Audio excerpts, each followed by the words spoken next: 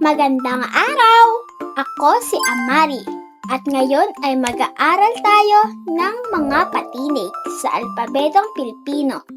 Handa na ba kayo? Ang mga patinig ay A, E, I, O, at U. Sila ang mga tunog na ginagamit natin sa pagbasa at pagsulat ng mga salita. Simulan natin sa patinig na A. Sabihin natin ang tunog ng A. A, A. Halimbawa ng mga salita na may A ay aso, araw, at ama. Ngayon naman ay ang patinig na E. Sabihin natin ang tunog ng E. E. E. Halimbawa ng mga salita na may E ay elepante, eroplano, at elesi. Susunod ay ang patinig na I. Sabihin natin ang tunog ng I. I. I. Halimbawa ng mga salita na may I.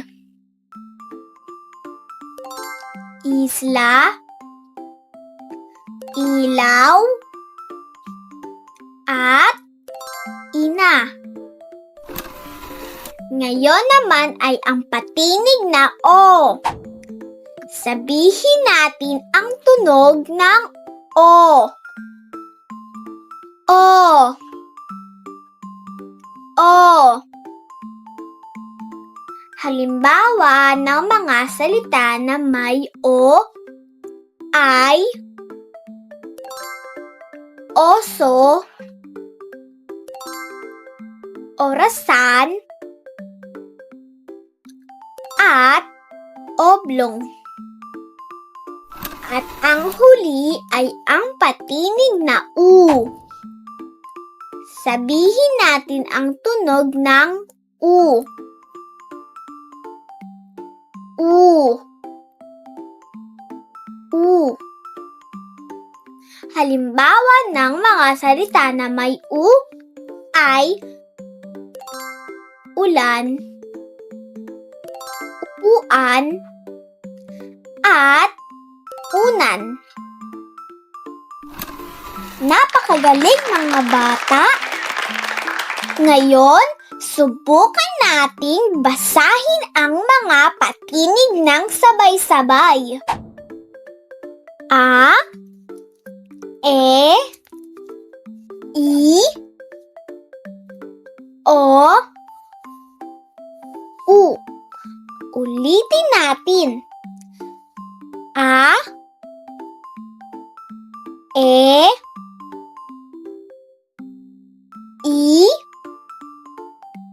O, U.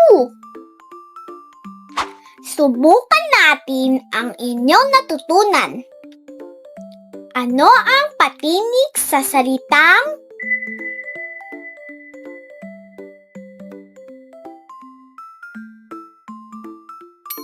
tama? Ito ay A. Aso.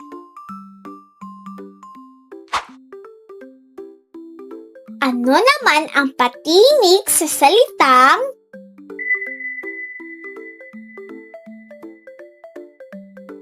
tama? Ito ay E. Eroplano. Magaling mga bata!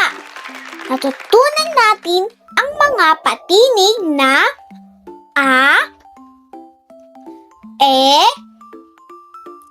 I, O, U. Huwag kalimutan mag-practice araw-araw. Hanggang sa muli! Huwag kalimutang mag-subscribe at i-click ang notification bell para sa iba pang mga aralin. Paalam!